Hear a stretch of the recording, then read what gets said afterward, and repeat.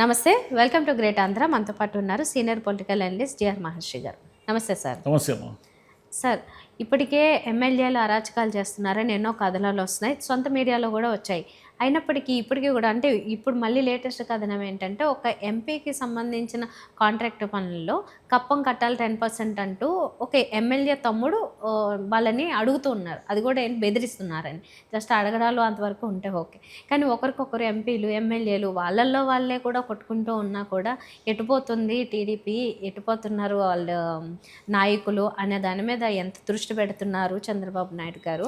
వీటిని ఎలా బ్రేక్ చేస్తారు, వీళ్ళు ఆగరా అంటే నెక్స్ట్ టైం మనం గెలవాలన్న ఆలోచన కూడా లేదా? లేకపోతే నెక్స్ట్ టైం గెలవాలంటే డబ్బులు ఉండాలి అంటే ఇట్లా పనులన్నీ చేయాలి. చంద్రబాబు నాయుడు గారు వీళ్ళని ఎవ్వరిని కంట్రోల్ చేయలేడు, అది అసాధ్యం కూడా. ఎందుకంటే మీకు ఒక సర్వే వచ్చింది, సరే టూ ఎర్లీ అనుకోండి, ఇంకా 3.5 ఏళ్ళు టైం ఉండగా సర్వేలని మనం ఇప్పుడే మాట్లాడకూడదు. కానీ ఆ సర్వే ప్రకారం ఏమిటంటే 31 సీట్లకు పడిపోయే పరిస్థితి వచ్చింది తెలుగుదేశం అన్నట్టుగా ఉంది. సరే నిజాలు పక్కన పెడితే జనరల్గా ఆలోచించే వాళ్ళకు కూడా ఏమిటంటే తెలుగుదేశం ఎమ్మెల్యేల గ్రాఫు దారుణంగా పడిపోతూ ఉంది. ఎందుకు పడిపోతూ ఉందంటే ఇట్లాంటి పనుల వల్లే. ఎక్కడ చూసినా కలెక్షన్లు బెదిరింపులు. ఇప్పుడు ఏమిటి ఈ వార్త ఎక్కడ వచ్చింది? టీడీపీ అనుకూల మీడియాలోనే వచ్చింది. టీడీపీ అనుకూల మీడియాలో వచ్చింది అంటే ఊరికే ఏమి ఎవిడెన్స్ లేకుండా రాయరు కదా. పోనీ సాక్షి అంటే ఏదో ఒకటి ఎవిడెన్స్ లేకుండా రాస్తుందని వాళ్ళకి వరుసపెట్టి కోర్టు నోటీసులు ఇస్తున్నారు. ఇప్పుడు మీరు కోర్టు నోటీస్ ఇవ్వండి, ఎవిడెన్స్ ఎవిడెన్స్ లేకుండా ఎలా రాస్తారు మీరని. కానీ వాస్తవం ఏమిటంటే ఉమ్మడి అనంతపురం జిల్లాలో రైల్వే వర్క్స్ జరుగుతున్నాయి. పేరు రాయలేదు కానీ ఆ పత్రికలో అందరికీ తెలుసు ఆ పేర్లు ఎవరనేది. గుంతకల్ రైల్వే డివిజన్లకు సంబంధించిన వర్క్ జరుగుతూ ఉంది, 7 కోట్ల రూపాయలు. దాన్ని చేస్తున్న వ్యక్తి కూడా ఆ జిల్లాకు సంబంధించిన ఎంపీనే, తెలుగుదేశం వాళ్ళు, ఇద్దరు తెలుగుదేశం వాళ్ళే. ఈ 7 కోట్ల రూపాయల్లో 70 లక్షల రూపాయలు మాకు పర్సెంటేజ్గా ఇవ్వాలి, మా ఏరియాలో జరుగుతున్న పనులు కాబట్టి అని ఆ ఎమ్మెల్యే తన తమ్ముడి ద్వారా బెదిరించాడు. ఈ ఎంపీ ఏం చేశాడంటే తెలుగుదేశం అధిష్టానం పెద్దలకి చెబితే, ఏమయ్యా మన పార్టీ ఎంపీనే నువ్వు డబ్బులు అడుగుతావు అని వాళ్ళు ఏదో మందలిస్తే, మళ్ళీ ది నెక్స్ట్ డేనే ఆ ఎమ్మెల్యే తమ్ముడు, ఏం నువ్వు పైన చెప్పుకుంటే మేము వదులుతాం అనుకున్నావా, నీ వర్క్స్ను మేము చేయలేము, ఇక్కడ ఉన్నామని పగలు కొడితే నువ్వు ఏం చేస్తావు అని మళ్ళీ బెదిరించారు. ఇది పత్రికల్లో వచ్చింది. ఇక్కడ 2 విషయాలు ఉన్నాయి. సరే ఎమ్మెల్యేలు ఎంపీలు బరి తెగించారా లేదా, వ్యాపారాలు ఇవన్నీ పక్కన పెడితే 2 విషయాలు మనం మాట్లాడుకోవాలి. ఎంపీ ఉన్నాడు కదా, ఎంపీకి కాంట్రాక్టుల పనులతో ఏం సంబంధం? ఎందుకు వీళ్ళు కాంట్రాక్టులు, లిక్కర్లు, ఆ వ్యాపారాలు, ఈ వ్యాపారాలు అన్నీ చేసే వాళ్ళకి ఎందుకు టికెట్లు ఇస్తారు? ఎందుకు టికెట్లు ఇస్తారంటే వీళ్ళకి డబ్బులు ఇచ్చే పార్టీకి డబ్బులు ఇచ్చేవాడు కావాలా, ఖర్చు పెట్టుకునేవాడు కావాలా? మరి మీకు డబ్బులు పార్టీకి ఇచ్చి ఎన్నికల్లో ఖర్చు పెట్టుకున్న తర్వాత అతను ఇట్లాంటి పనులు చేయకుండా వేరే పనులు ఎందుకు చేస్తాడు? ఆయన ఏం పని చేయాలా? అనంతపురం జిల్లా సమస్యల మీద పార్లమెంట్లో మాట్లాడాలి. అయ్యా ఈ జిల్లా రైతులు ఇబ్బంది పడుతున్నారు, అరటి రైతులు ఇబ్బంది పడుతున్నారు, మీరు ఏమైనా కేంద్రం నుంచి ఏమైనా సాయం చేయండి, మా అనంతపురం జిల్లాకి ఈ వస్తువులు కావాలి. అందుకే కదా మనం ఎన్నుకునేది ఎంపీలని ఎందుకు ఎన్నుకుంటాం? ఢిల్లీలో మన వైపు మన ప్రజల గొంతున ఆయన వినిపిస్తాడు అని ఎంపిక చేసుకుంటాం. వీళ్ళు ఏం చేస్తున్నారు? ఏడ చూసినా ఈ కాంట్రాక్టు వర్కులు, వాళ్ళని బెదిరించడాలు, వీళ్ళ దందాలు, ఈ దందాల్లో ఎంపీలు కూడా పూర్తిగా దిగేసినారు. ఇంకా ఆయన మా ఎమ్మెల్యే, ఇంకా ఆయన పనే అది. ఆయన మీరు వేరే పార్టీలో నుంచి తెచ్చుకొని నెక్స్ట్ డే టికెట్ ఇచ్చారు, మీకు తెలీదా? అంటే ఎవరినైనా ఇప్పుడు మీరు ఇంతకాలం తిట్టారు కదా, జగన్ పార్టీలోని ఎమ్మెల్యేలంతా కూడా దౌర్జన్య పరులు, జగన్ పార్టీలోని ఎమ్మెల్యేలంతా అవినీతి పరులు అని 5 ఏళ్ళు తిడుతూనే ఉన్నారు కదా.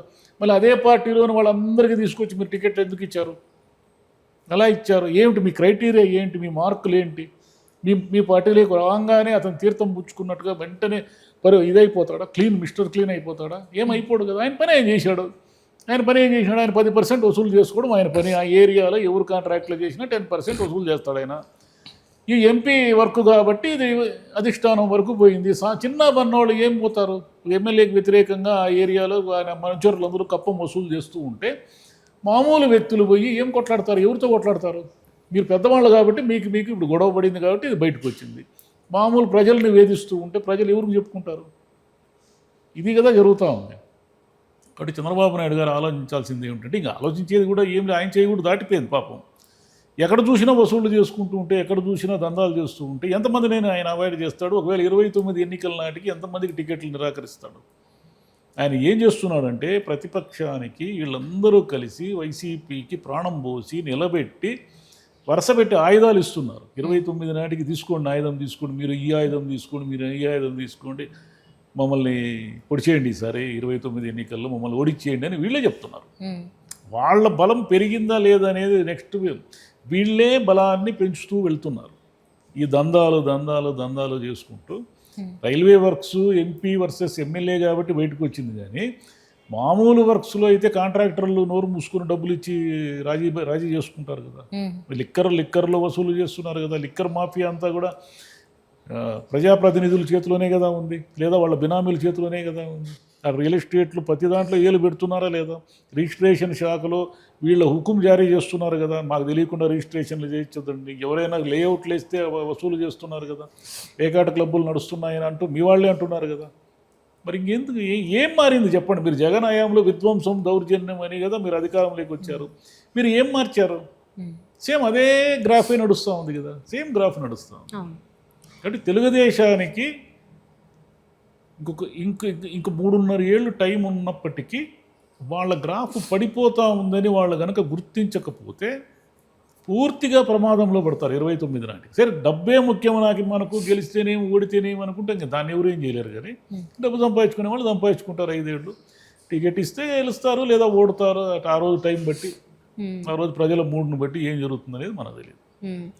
మరి మీరు చెప్తున్నట్టుగా అభివృద్ధి పథంలో దూసుకుపోతూ ఉంటే మరి ఇన్ని గోవలలు ఎందుకు జరుగుతున్నాయి? మీ అభివృద్ధి నిజమైతే, మీరు ఇదంతా నిజమే అయితే ఇంత గోల ఎందుకు జరుగుతూ ఉంది? గతంలో దివాకర్ బ్రదర్స్ వాళ్ళు ఇట్లానే మాకు కప్పం కట్టాలి ఇంత పర్సెంట్ 10 15 ఎంతో చెప్పారు. అయితే అదంతా తీసుకుని నా మున్సిపాలిటీనో నేను డెవలప్ చేసుకుంటాను ఆ డబ్బులు అని చెప్పారు. అంటే సొంతంగా వాడుకుంటానని కూడా కాకుండా నాకు ఇవ్వాలి, నేను చేసుకుంటాను అన్నట్లుగా. సరే ఆయనదన్నా కొంచెం ఓకే అనుకోవాలి. ఇక్కడేంటి రైల్వేకి సంబంధించిన పనులు జరుగుతుంటే ఈయనకి ఎందుకు ఇవ్వాలి? అంటే ఇది ఆ డబ్బు అంతా ఎవరిది అన్నట్లు అసలు వీళ్ళు ఏం పంచుకోవడానికి 7 కోట్లలో 70 లక్షలు ఎమ్మెల్యేకే పే చేస్తే ఇంకా ఇవ్వాల్సిన వాళ్ళందరూ చాలా మందికి ఇస్తే ఆయన ఎంత నాసిరకంగా వర్క్ చేస్తాడో ఊహించండి. రైల్వే అనేది పబ్లిక్ ప్రాపర్టీ కదా.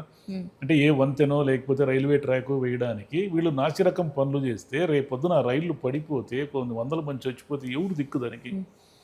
ఎట్లా ఇంత అన్యాయం అయితే ఎట్లా? అదే ఎంపీలు కాంట్రాక్ట్ పనులతో ఏం సంబంధం? మీకు ఏం సంబంధం? మీరు ఢిల్లీలో పార్లమెంట్లో కూర్చొని కదా మాట్లాడాలి ప్రజల గురించి మాట్లాడడం మానేసి తెల్లారు లేచినప్పటి నుంచి వ్యాపారాలు చేసుకుంటూ ఉంటే ఏంది దాన్ని? మీరేం వ్యాపారాలు చేస్తారు, వాళ్ళేమో దందాలు వసూలు చేస్తారు. ఈ ప్రజలు ఎవరికి చెప్పుకోవాలా? ప్రజలకు సమస్య వస్తే ఎవరికి చెప్పుకోవాలా? మీకే సమస్యలు వస్తున్నాయి, మీ దగ్గరే దందా వసూలు చేస్తూ ఉంటే ప్రజలకి వాళ్ళకి ఏదైనా ఇబ్బంది వస్తే ఎవరికి చెప్పుకోవాలి పోయి వాళ్ళు? ఒకటైతే నిజం సార్, ఏదైనా ఇలాంటి విషయాలు వచ్చినా మీరు అన్నారు కదా వీళ్ళే తీసుకెళ్ళి ఆ కత్తిస్తున్నారు మమ్మల్ని పొడవమని అని.